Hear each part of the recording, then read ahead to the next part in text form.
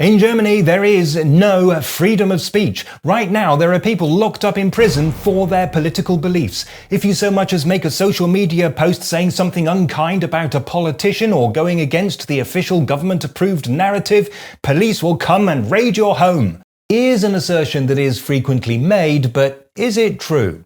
Well, I do have criticisms of some German laws and how they are enforced, but, spoiler alert, I am completely free to voice them. At the same time, though, the more dramatic claims are exaggerated or misrepresented, if not actually false. Things are not as bad as you might have been led to believe. So let's take a closer look and try to discern the facts. But first, a quick disclaimer. I am not a lawyer, so this is not legal advice. It's just my understanding of the situation as a layman. So we begin with the basic law, which is Germany's constitution, and specifically Article 5, which states that everyone has the right to freely express their opinion in speech, writing, and imagery. And notice that what it protects is not all speech, but expression of opinion. This means that the people who designed and built the floats for the traditional Rose Monday parades are allowed to express their opinions of the Chancellor, just as they were allowed to express their opinions of his predecessor.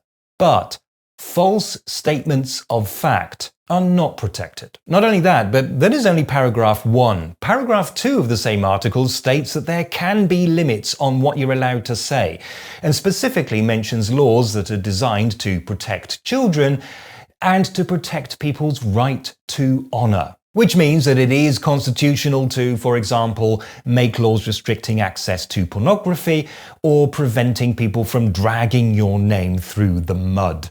The idea is that there is not one right that trumps all others. We all have many different rights, and where they clash, some compromise has to be found. And for sure, there are laws in the penal code making certain types of speech illegal. A good example of this is defamation, which the law defines as deliberately saying things that are provably false in order to damage another person's reputation. So, if I spread the rumor that your name appears multiple times in the Epstein files, but you can prove that it doesn't, you could sue me or even file a criminal complaint against me. Another one is incitement to racial hatred. If I publicly and in a manner likely to cause a breach of the peace denigrate a group of people based on their national, racial, religious, or ethnic identity, that is a crime. The same law also outlaws Holocaust denial. And you might be thinking, but isn't that in conflict with the right to free expression of opinion? According to the courts, no, not necessarily. The Holocaust has been established as a historic fact, with so much evidence for it that it is not a matter of opinion. Denying that it happened is a false statement of fact, an actual lie, and that is not covered by Article 5. If you are going to say that it didn't happen, or that it wasn't quite as bad as the conventional narrative would have us believe, you are going to have to show your workings. If you have good evidence that logically backs up your arguments, you may be able to defend yourself. You don't necessarily have to be right, but you do have to do a lot more work than just, I read it on the internet, or it stands to reason. And already we're getting into a pretty controversial area, but here's where it gets even trickier, because we've now reached the point where I personally would have to say, yeah, this might be taking things just a bit too far. First, there's the concept of malicious gossip. This is like defamation, except for one thing. Defamation is about statements that are provably false. Malicious gossip is about statements that are not provably true. Let's say you publicly accuse me of beating my wife. Now, I can't really prove that I don't, so it would be difficult for me to file a complaint for defamation. But I could file a complaint for malicious gossip, and then you would have to prove that I do beat my wife, which you most likely can't. Okay, well, I don't in fact beat my wife. Honest. So it's a good thing that in this scenario I can actually stop you from saying stuff like this, even though I can't actually prove anything myself. But it still constitutes a reverse burden of proof, and that makes this a very easy law to exploit. Suppose I have a restaurant and you write a 1-star review saying that your food was cold and the server was rude. And suppose I'm not satisfied with just ordering Google to take down your review. I could, in theory, file a criminal complaint and basically challenge you to prove to a judge that your food was cold and the server was rude to you. Notice that I'm talking about a criminal complaint here. Now, I could sue and recover any damages if I could convince a court that I had in fact lost money due to your alleged malicious gossip. But if instead I file a criminal complaint, then any damages are actually irrelevant. If it can be proven beyond a reasonable doubt that you made that post, then you can be made to pay a fine. And there's an even worse one in the penal code: insulting language. Yes, it is a crime to hurt another person's feelings.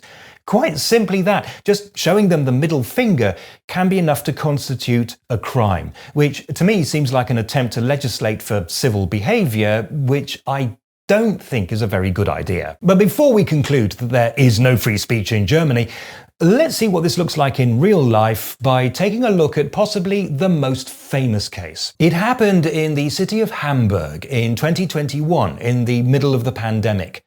Local politician Andy Grote complained about some partygoers who had violated social distancing rules, accusing them of ignorance. In response, one individual, whose identity is not actually public, tweeted an insult directed at Grote himself, calling him a Pimmel. This is actually baby talk for the male sexual organ, and is also a word that can be used to describe a dislikable man. It's a bit like the English word dick, except that it's less harsh than that. I think it has the force of something like jerk. Well, Andy Grote didn't like that, so he contacted the police to make a complaint about insulting language.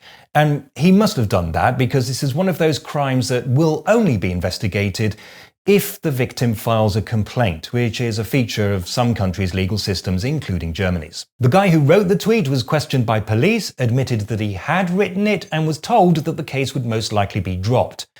And so it came as a surprise to him when 4 or 6 police officers, I've found conflicting reports, turned up at his ex-girlfriend's apartment where he was still registered as living. And if you're thinking in terms of a SWAT team with assault rifles smashing the door down and arresting the suspect as if he were a terrorist, it wasn't that, and in cases like this it never is. It was a handful of uniformed police officers with a search warrant. A search warrant has to explain exactly what the police are looking for, so we know that what they were looking for in this case was evidence that the man who'd already told them he wrote the tweet.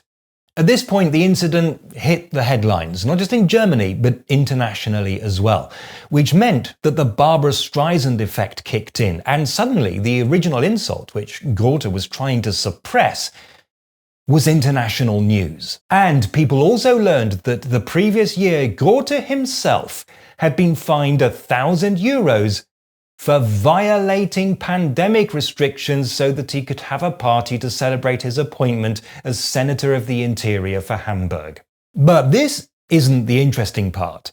The interesting part is that after investigations had been dropped because there was zero public interest in a prosecution, the court still had to address the issue, and it was really critical of the whole thing. First, as insulting language goes, it was ridiculously mild. It was technically illegal for sure, but it should never have been taken this far, and even a successful conviction would have resulted in a stupidly, vanishingly small fine. And besides, Grote himself had used similarly insulting language about the people he was complaining about, so in a way, he started it. Not only that, but searching the apartment was out of all proportion to the alleged crime and therefore illegal.